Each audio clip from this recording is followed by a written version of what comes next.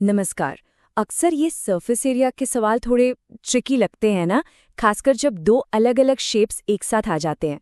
तो आज हम सीबीएसई क्लास 10 के एक्सरसाइज 12.1 से दो बहुत इंपॉर्टेंट प्रॉब्लम्स को बिल्कुल आसान तरीके से सॉल्व करना सीखने वाले हैं। चलिए शुरू करते हैं। तो क्या मैथ्स के ये कॉम्प्लेक्स शेप्स थोड़ा परेशान करते हैं? Tension not. अगले बस कुछ ही मिनट में हम एग्जाम के पॉइंट ऑफ व्यू से दो जरूरी सवालों को इतनी आसानी से मास्टर कर लेंगे कि कॉन्फिडेंस अपने आप आ जाएगा। ओके, तो सीधे चलते हैं अपने पहले प्रॉब्लम पर। ये वाला बेस्ड है एक क्यूब और एक हेमिस्फीयर के कॉम्बिनेशन पर। तो सिचुएशन को समझो। एक लकड़ी के क्यूब है, ठीक, और उसके एक फेस से ऐसे समझो कि एक कटोरी जैसा यानी हेमिस्फेरिकल शेप काटकर निकाल दिया गया है। सवाल में दिया है कि इस कटोरी का जो डायामीटर है L वो क्यूब के एज के बराबर है। अब हमें करना क्या है, जो बचा हुआ सॉलिड है उसका सरफेस एरिया निकालना है। तो सबसे पहला काम, इस शेप को अपने दिमाग में इमेजिन करो। ठीक है, तो हमें पता क्या क्या है। पहली चीज, क्यूब की साइड है L। दूसरी चीज, जो हेमिस्फीयर काटता है उसका डायमीटर भी L है। इसका सीधा सा मतलब है कि उसका रेडियस यानी R इसका आधा होगा, L/2। बस यही तीन चीजें हैं हमारा स्टार्टिंग पॉइंट। चलो अब आते हैं सबसे जरूरी हिस्से पर, फॉर्मूला। सोचो इसके सरफेस एरिया में क्या क्या आएगा। एक तो पूरे क्यूब का टोटल सरफेस एरिया यानी 6a², ठीक। फिर जो अंदर कटोरी जैसा गड्ढा बना उसका एरिया यानी हेमिस्फीयर का कर्व्ड सरफेस एरिया। लेकिन यहाँ एक कैच है, क्यूब के ऊपर का जो सर्कुलर हिस्सा कट गया ना, वो अब सरफेस नहीं रहा, इसलिए हम उस सर्कुलर बेस के एरिया को माइनस कर देंगे। तो फॉर्मूला सिंप्लीफाई होके बना 6a² प्लस πr²। पॉज कीजिए और इस लॉजिक को नोट करिए। अब बस वैल्यूज को इस फॉर्मूला में फिट करना है। क्यूब की साइड A की जगह आएगा L और रेडियस R की जगह L/2। सिंपल। तो अब इसको स्क्वायर करते हैं। ये बन जाएगा 6L² प्लस पाई और L/2 का स्क्वायर क्या होगा, L²/4।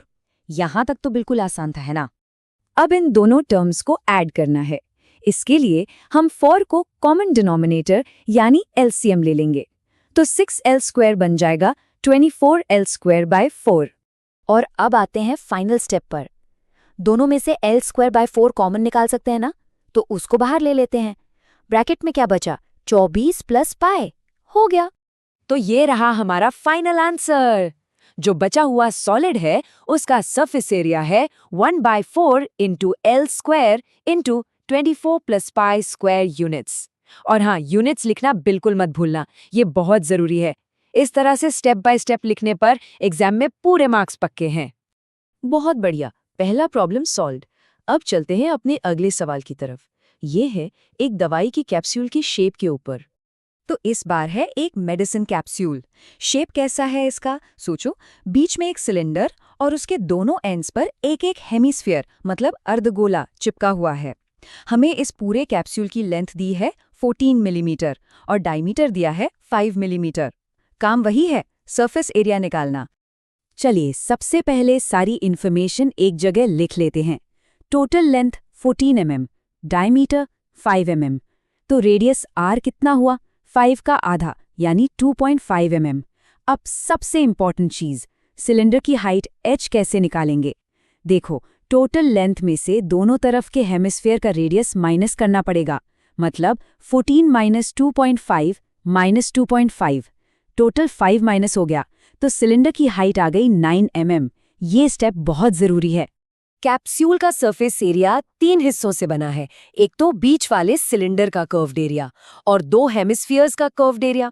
तो फॉर्मूला क्या बनेगा, 2πrh प्लस 2 टाइम्स 2πr²। यहां से अगर हम 2πr कॉमन ले लें तो कैलकुलेशन बहुत आसान हो जाएगी। फॉर्मूला बनेगा 2πr into h plus 2r। इससे कैलकुलेशन सुपर फास्ट हो जाती है। पॉज कीजिए और ये फॉर्मूला नोट करिए। चलिए अब जल्दी से वैल्यूज डालते हैं। 2 पाई की जगह 22/7, r की जगह 2.5 और ब्रैकेट में h प्लस 2r यानी 9 प्लस 5। ठीक है, तो सबसे पहले ब्रैकेट सॉल्व करते हैं। 9 प्लस 5 हो गया 14। अब देखो कैलकुलेशन कितनी आसान हो गई। अब यहाँ एक छोटी सी ट्रिक यूज करते हैं। ये जो डेसिमल 2.5 है ना, इसको फ्रैक्शन में लिख लेते हैं 5/2। इससे होगा क्या कि 2 से 2 आराम से कैंसिल हो जाएगा। स्मार्ट है ना? ओके, 2 से 2 कैंसिल हो गया। अब 7 से 14 को कैंसिल करेंगे तो बचेगा 2। तो फाइनली हमारे पास क्या बचा? 22 मल्टीप्लाई बाय 5 मल्टीप्लाई बाय 2, और इन सब को मल्टीप्लाई करने पर मिलता है 220। डन।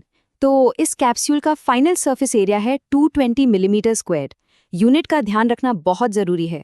ठीक है, तो अब जल्दी से इन दोनों प्रॉब्लम से जो भी सीखा उसको समराइज करते हैं। ये एग्जाम के लिए एक स्ट्रैटेजी जैसा होगा। तो ये है 4 step master strategy. Step 1 visualise, मतलब कॉम्प्लेक्स शेप को सिंपल शेप्स में तोड़कर सोचो। स्टेप 2 स्ट्रैटेजाइज, सारा गिवन डेटा और फॉर्मूला साफ साफ लिखो, इससे गलती के चांसेस बिल्कुल कम हो जाते हैं। स्टेप 3 एग्जीक्यूट, कोई भी कैलकुलेशन स्टेप स्किप मत करना, हर चीज दिखाओ। और स्टेप 4 फाइनलाइज, हमेशा सही यूनिट्स के साथ आंसर को फिनिश करना है। ये स्ट्रैटेजी फॉलो करने से कॉन्फिडेंस भी बढ़ेगा और स्कोर भी मैक्सिमाइज होगा। तो अब जब ये 2 शेप्स मास्टर हो गए हैं, एक सवाल है। सोचकर बताओ कि कौन सा कंबाइंड सॉलिड, जैसे कि कोन ऑन अ सिलेंडर या फिर एक क्यूब के अंदर स्फीयर, कैलकुलेट करने में सबसे ज्यादा चैलेंजिंग हो सकता है और क्यों? इस पर जरूर सोचना।